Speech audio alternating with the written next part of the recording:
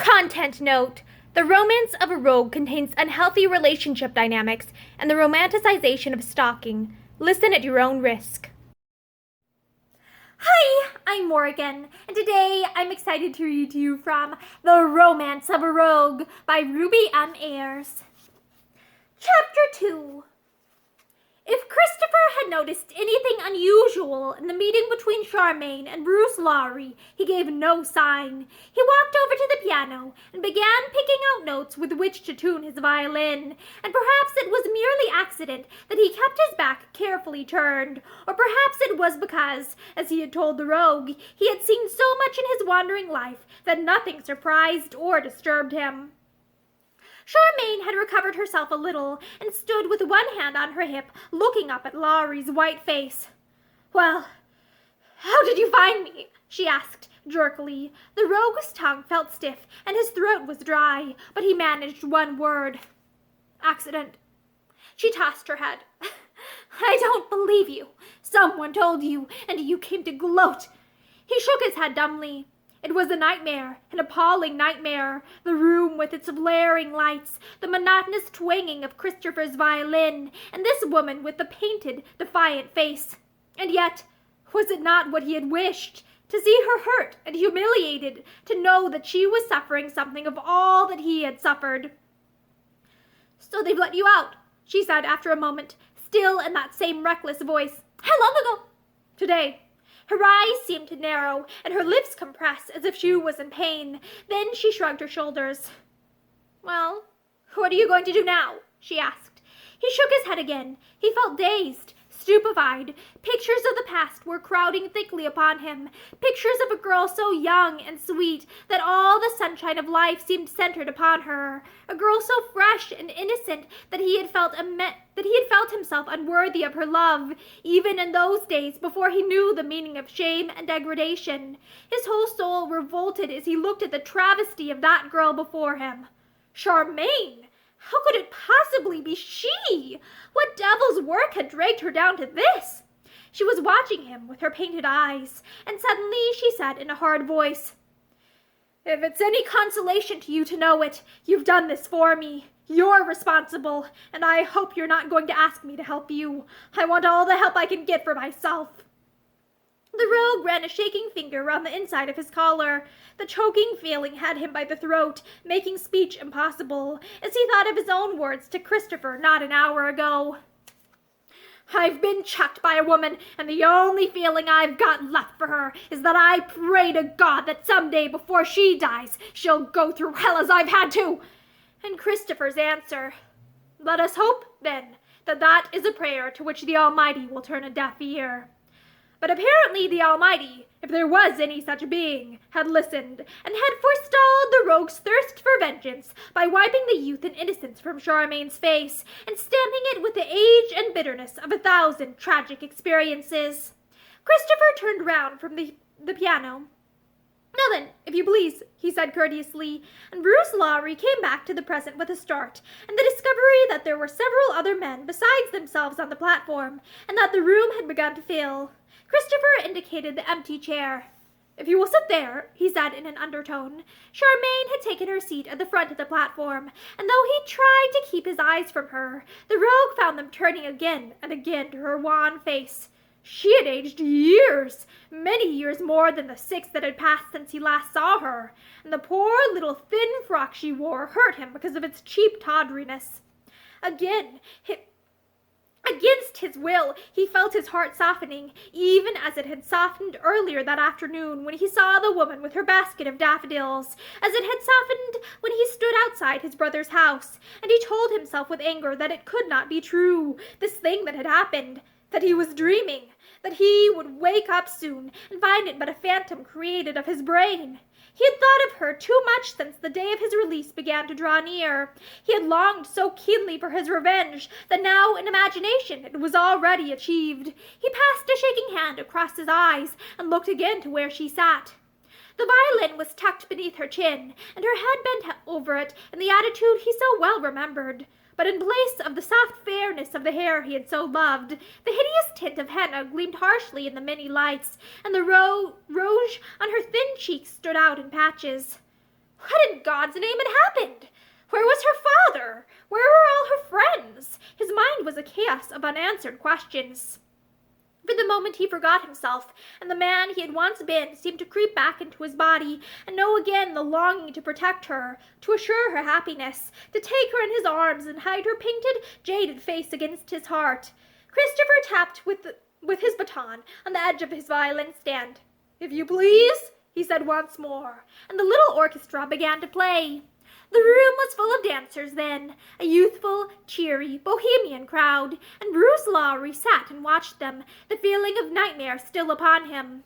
The brilliant lights made his eyes ache. The catchy, jazz-time tune they played tore his nerves. He longed with all his strength to be able to get up and walk out of the place. The cold unfriendliness of the wet streets would have been infinitely preferable. And yet he knew that he would stay, would have to stay, until such moment as he could speak again with Charmian. When the dance was finished, it was vociferously encored, and Christopher glanced at the rogue over his shoulder with a When the dance was finished, it was vociferously encored, and Christopher glanced at the rogue over his shoulder with a deprecating smile and a little gleam in his eyes as if to say, "See how much we are appreciated." Beauty stole out from behind her master's chair and sniffed timidly at the rogue's boots, and he stopped to caress her silken ears. Christopher's smile deepened. "Beauty is sparing of her favors as a rule," he said. "You are honored by her regard." Charmian turned and glanced at the dog indifferently. "You spoil her, John," she remarked carelessly. The rogue looked at her quickly. In the old days, Charmian had loved all animals. He could remember how angry she had been with him once for telling her that she spoiled a dog of her own, a mongrel puppy she had rescued from a teasing boy. Had she changed in this as well? The hours dragged. At 11 o'clock, when the heat of the room had grown almost unbearable, and the rogue's head was splitting with the unaccustomed noise, Christopher laid down his violin. "We now have a quarter of an hour's interval for supper," he said, "if you will come with me, sir." Lowry rose to his feet. He looked at Charmian, and she laughed, reading the question in his eyes. "I stay here. I bring my supper with me." She moved back to the far end of the platform, and he saw her take an uninteresting package of sandwiches from a shelf. For a moment he hesitated, but Christopher touched his arm. "We go this way," he said, and the rogue followed him from the room. He was like a man walking in his sleep. He had no clear recollection of how that quarter of an hour was passed. Every nerve in his body was strained to get back to the tragic woman who looked at him with Charmian's eyes. She was sitting at the back of the platform when they returned to the ballroom, her hands folded loosely in her lap, and her eyes closed. She looked ineffably worn and weary, and something seemed to catch the rogue by the throat, choking him, as his eyes rested on her face. Poor little girl! Poor little girl! The thought had passed through his mind before. Angrily, he tried to recapture it, but it was too late. The involuntary compassion had fallen on the hardness of his heart like warm tears, melting its ice, stirring the sluggish blood in his veins once more. Poor little girl! Poor little girl indeed! Christopher went to her, touched her folded hands.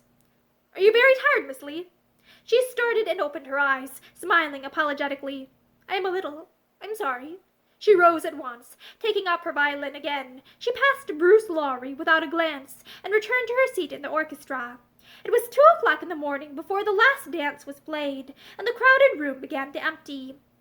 Christopher put his violin tenderly away in its case, and Beauty woke from behind her master's chair and stretched herself, yawning and showing a red tongue. Charmian alone sat where she was, the bow hanging limply from her slim hand, the violin lying in her lap, as if she was too weary to rise or put it away. The other musicians scattered hurriedly, and Christopher gave a last look round. "Come, Miss Lee." She rose then, heavily, as if she could hardly force her limbs to move.